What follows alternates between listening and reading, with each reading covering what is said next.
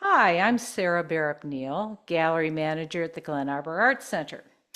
Today I'm in conversation with painter Susan Jacoby, and we're looking skyward, all part of the Glen Arbor Arts Center's new exhibit, The Sky is Always There.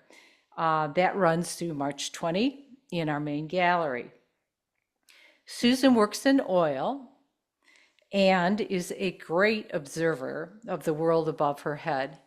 Hello, Susan. Hi, So thank you much. for that nice introduction. Oh, you're so welcome. I'm delighted to be talking with you about this. Um, for years, I've been watching your painting, and the thing that's so interesting to me is so much of the work you do is about the sky. So, talk a little bit about your interest in the sky, how it came to be, and why you've made it the subject of your work.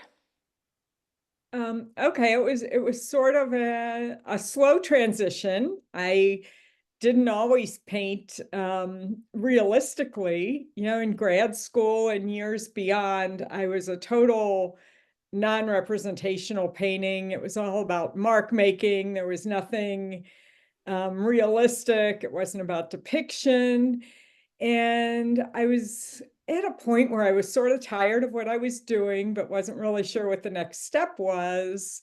And things have to percolate for a while. Hmm. Usually I see something and want to do it, and it takes me maybe years before it shows up in my artwork. And I had been on a trip to New Mexico for the first time and just fell in love with the landscapes there. The wide open spaces and the big skies and the colors, and sort of had those going on in the back of my mind. And on the same trip, I was in a gallery and saw this artist that I loved who did landscapes that weren't realistic, a little more minimal. And I just really liked him. And I ended up buying a print of hers and bringing it home. So I think I had all that stuff going on.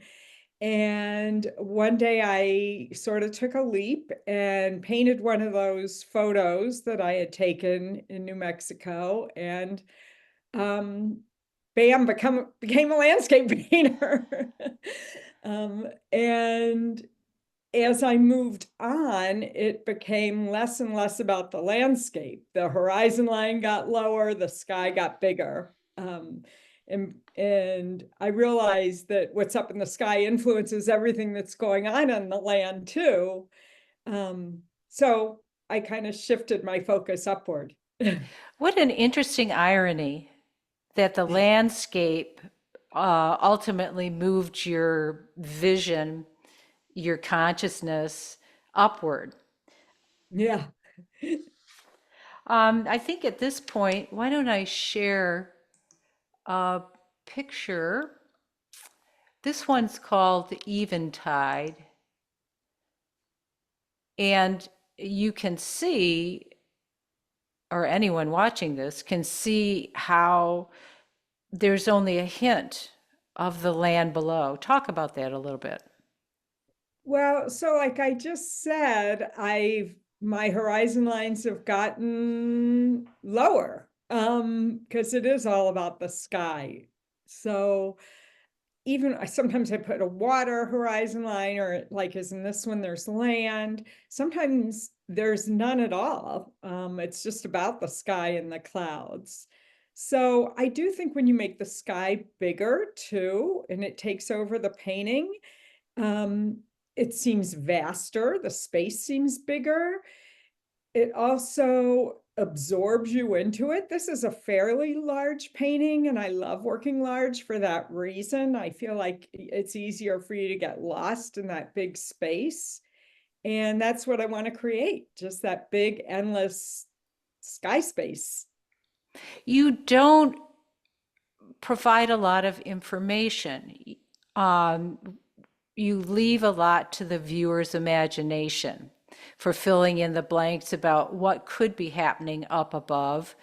And Mhm. that little hint of a waterway wending its way through a wetland. Mm-hmm. Well, I like that mystery. It's not a recognizable place. It's not really meant to be.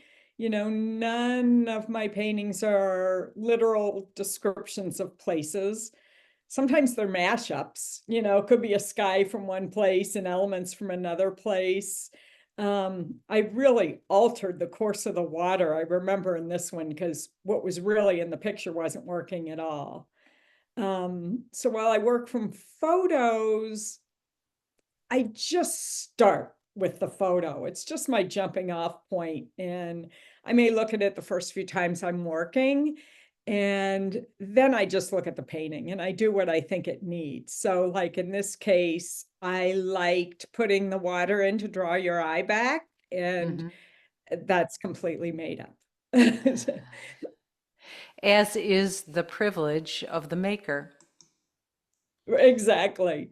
We're making our own spaces. Exactly. And what a lovely kind of work that is, to create the No, places where thank you. you want your mind to be and your body to be. You That's and your exactly right.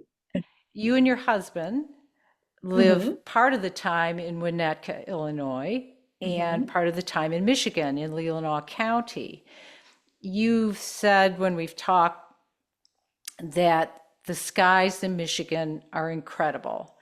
So, what's incredible about them, and what do you love?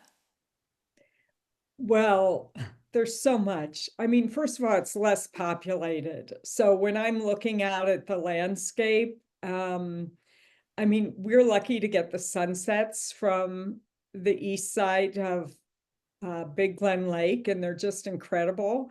But there's no visual noise. You don't see buildings, you don't see telephone wires.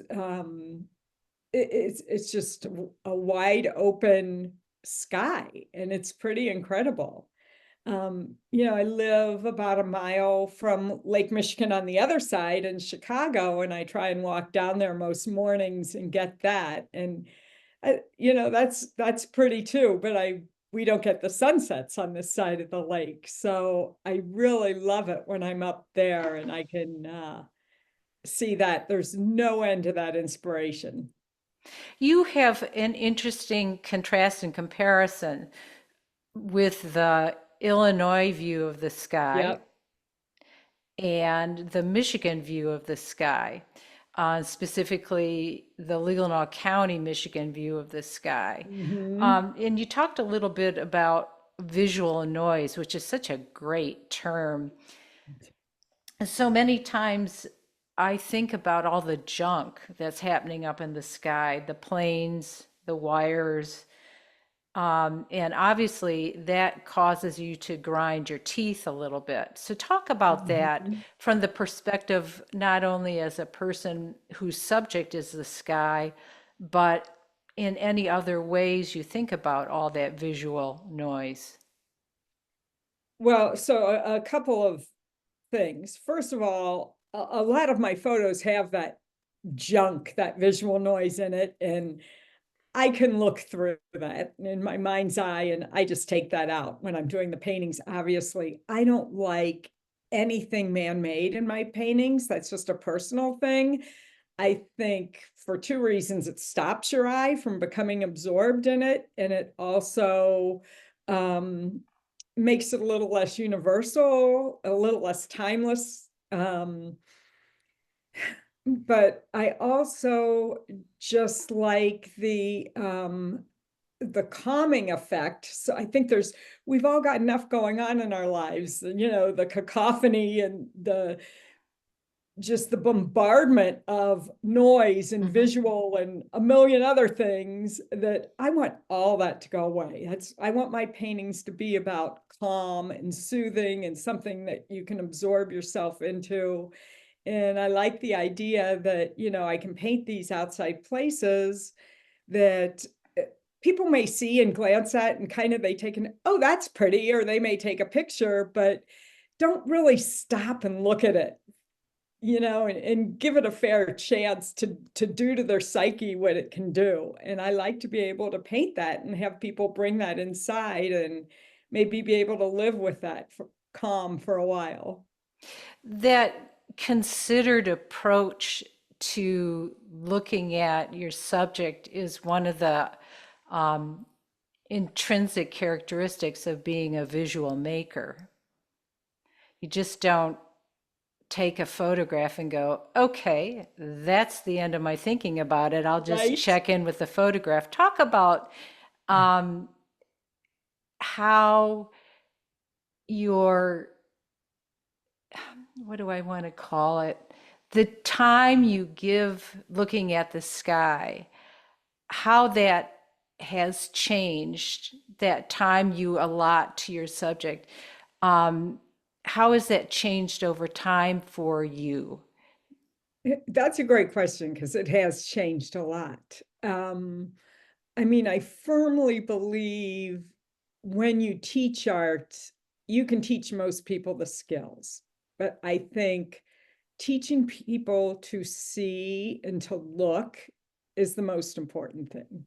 And I even remember when I was little taking an art class and, we're painting trees and some teacher said to me, the trunk's not brown and the leaves aren't green. You got to really look at them and see all the different colors that these things are made up of. And it's true. Again, we don't stop and look at things often enough. And I think most people are able to get the feeling when they're in nature, whether you're looking at the sky or the ocean or you're in a forest, and you get that, exhale. You feel that calm and you feel that peace. Mm-hmm. But just hoping to make people stop and do that a little more often. It's pretty easy to find, even in our busy world, some of these beautiful places. You just look up, it's right there. So we were just talking about um, visual junk, Mhm. visual noise, but I'm going to share an image of a painting you shared with me, which is about looking at the sky from the seat of a plane. So hold on, let me find this. This one's called Window Seat. And indeed, so many Uh-huh. things are happening. This is quite a different view, looking at the sky, but looking down. Talk about this one.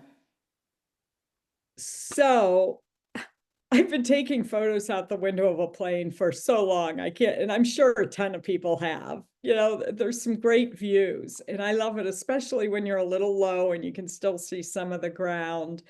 And we all think of George O'Keeffe's iconic painting of the clouds. Hmm. Um, and I wasn't quite sure. I have a file of all my window seat paintings or photos and wasn't quite sure what to do with them. Just had them sitting around for years. And it took me a long time to kind of have the guts to take one of them and paint them. This one you're showing is actually the second one I did.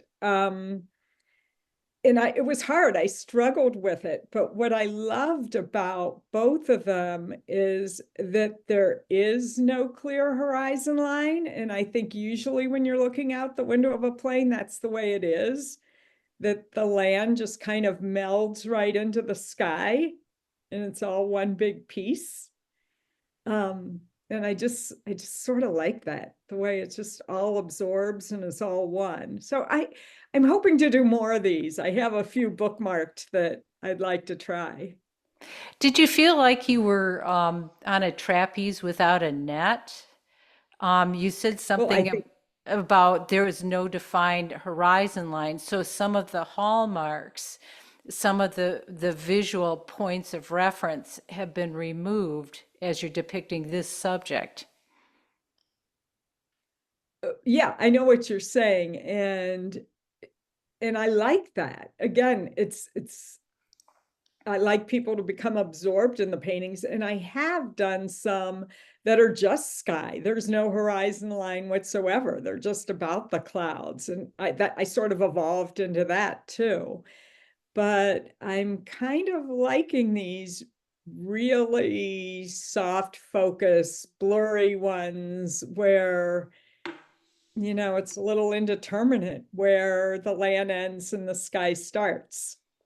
In one of our earlier conversations, I said to you that there's a dreamy quality about your painting, and there aren't any sharp lines. And you had just a beautiful response. You said, that makes me apoplectic. I can't do a hard line. I can't. Is that constitutionally or some other aspect of your personality?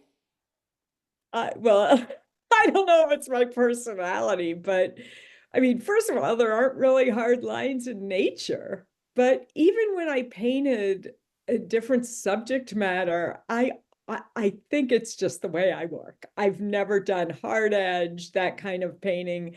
I've always done blurry edges.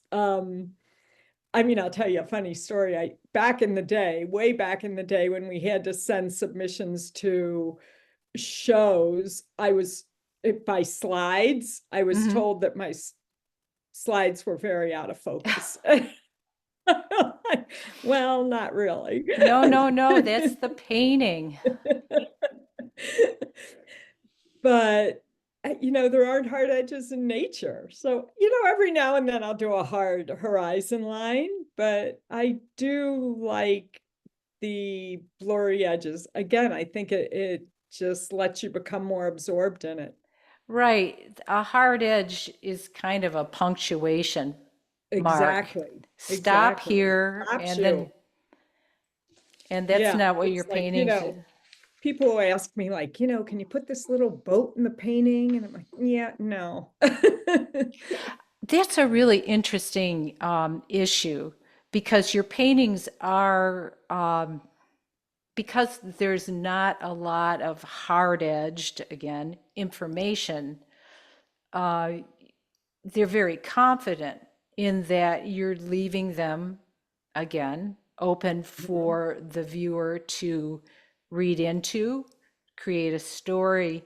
Um, and so many people probably do want painters to drop in somebody in a rowboat or somebody on a Yep. kayak or some kind of human activity to put the thing in context. Yeah. I mean, when I'm asked to do commissions, a lot of people ask me to do stuff like that. And I just say, I'm not your person if that's what you want. I don't even feel like I could do it and not have it look cheesy. I think it's a really hard thing. Clearly one of my idols is Turner, and he could put little ships and stuff in there, and he's a master. He could do it. It doesn't look bad. I don't think I could really do that and have it, look the way I wanted it to look. And it's not what my work's about either. What about a bird? Yeah, I don't even think I want to put a bird in No there. birds. That's okay. Who Um, knows? Never say never, Sarah.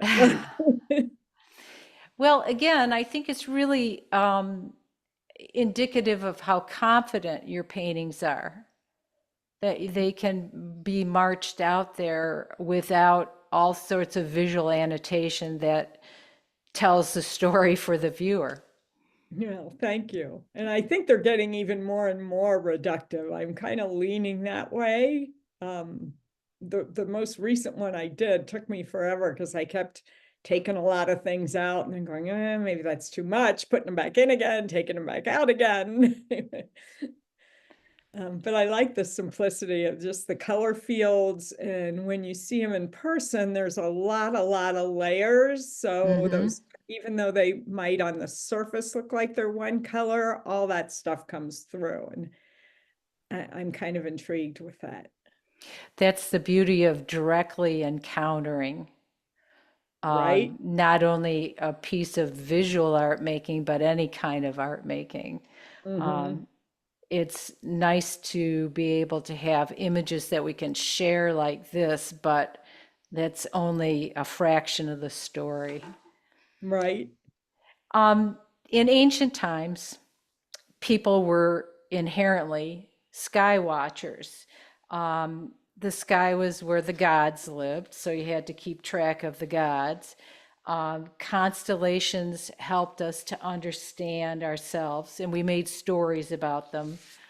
Um, but a lot of that has gone by the wayside.